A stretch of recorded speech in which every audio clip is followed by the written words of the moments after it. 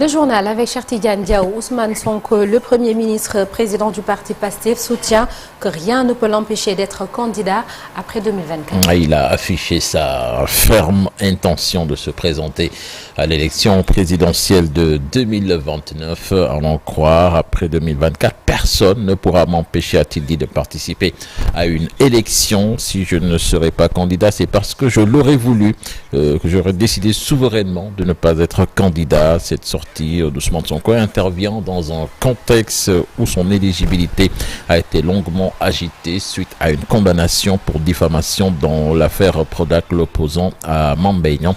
C'était lors de la commémoration de la journée des martyrs. Vous l'entendrez dans le journal en Wolof. Sornanata, et puis retenez que le chef de l'État a quitté Dakar hier à destination d'Abidjan, où il prendra part ce lundi à la cérémonie d'investiture du président de la République de Côte d'Ivoire, Alassane Ouattara. Au moment de son départ, le président de la République a été salué par le Premier ministre ainsi que plusieurs hautes autorités civiles et militaires. Mariste, l'attribution jugée illégale de terres provoque une forte mobilisation citoyenne. Regroupée autour de la sauvegarde de la bande d'Aouzou classée d'utilité publique pour la construction d'infrastructures majeures, les populations réunies donc au centre de l'unité de coordination pour la préservation et l'aménagement de la bande d'Aouzou dénoncent une spéculation foncière et un enrichissement illicite menaçant leur droit à des équipements collectifs. Elles ont tenu un rassemblement pacifique ce dimanche. Les détails dans ce compte rendu signé Alassane Ba et Modou Diop. C'est une forte mobilisation pacifique des populations des maristes regroupées autour de l'unité de coordination des maristes pour la sauvegarde de la bande d'Aouzou.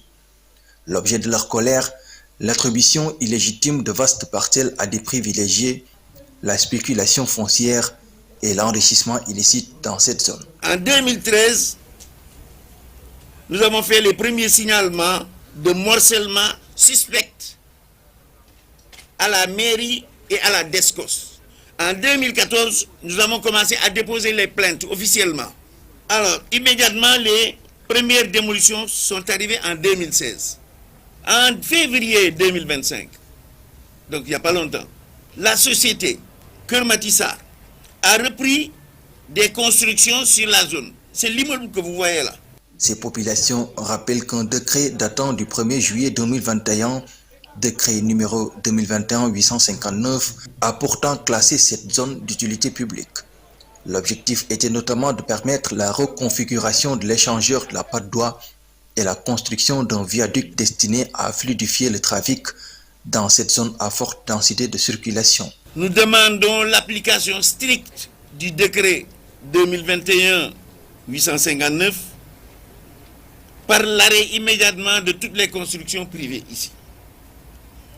L'affectation exclusive de la zone aux infrastructures publiques prévues dans la zone et qui n'ont pas été réalisées parce qu'en fait, les réserves foncières ont été spoliées et détournées de la sorte.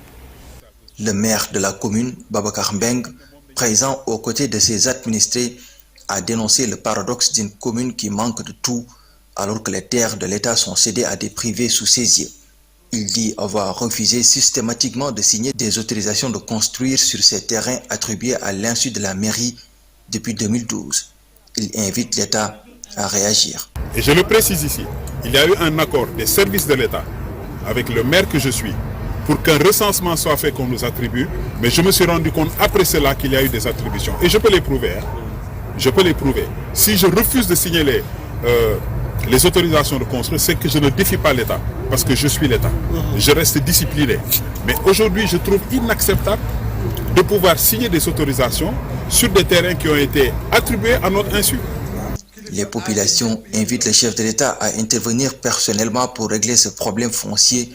Selon eux, la privatisation de cet espace priverait les habitants de leurs droits fondamentaux à des équipements publics pourtant jugés indispensables pour accompagner l'évolution du quartier.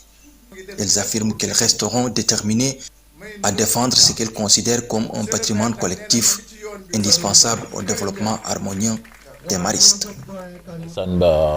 Et puis cette information avec la brigade de Fimela qui a mis la main sur 23 candidats à l'immigration irrégulière au terme de leur audition. Les mises en cause ont indiqué avoir quitté Tambacounda la veille vendredi 5 décembre 2025 avec l'intention de rallier la Gambie à bord d'une petite embarcation.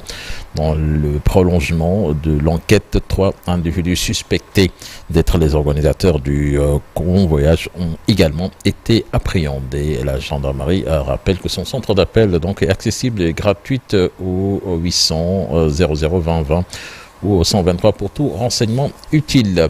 Et puis d'autres faussaires également qui ont été mis aux arrêts.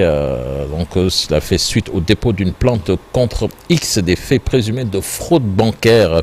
La section de recherche de Dakar a ouvert une enquête approfondie. Au terme de plusieurs semaines d'investigation, les gendarmes ont déclenché une opération qui a permis le démantèlement du réseau spécialisé dans l'escroquerie financière.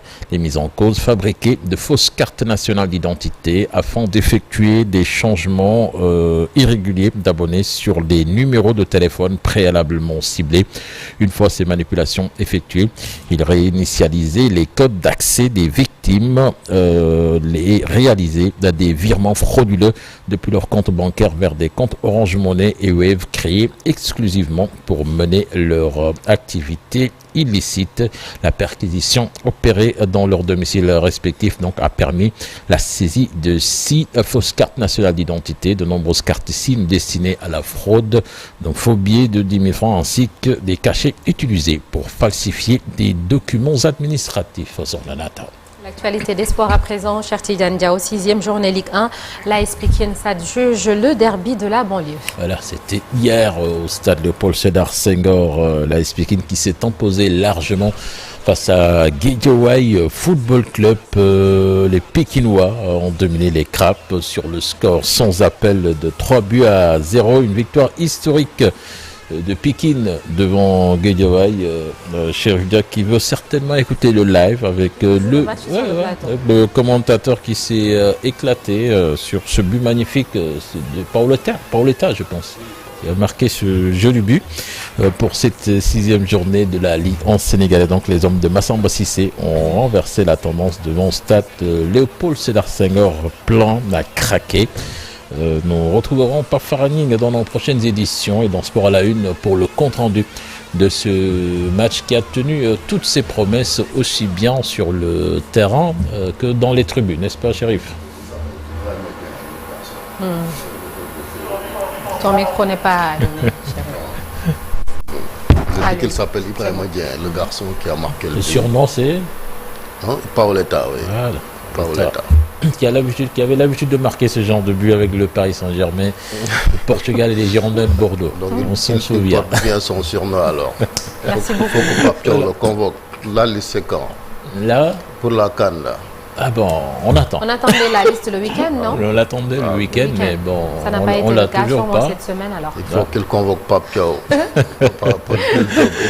On espère que le sélectionneur a entendu ton appel, chérie. Bien sûr. Voilà, nous reviendrons sur les résultats sur les résultats de ces 6e journées dans le journal en Wolof. C'est ça, ce sera dans la seconde partie.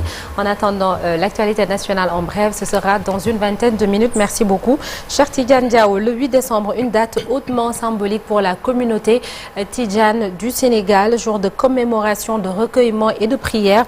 Il y a tout d'abord le 8 décembre 1993 avec le rappel à Dieu de Serigne Moustapha Sy Djamil, fils aîné de Serigne Ababacar Sy.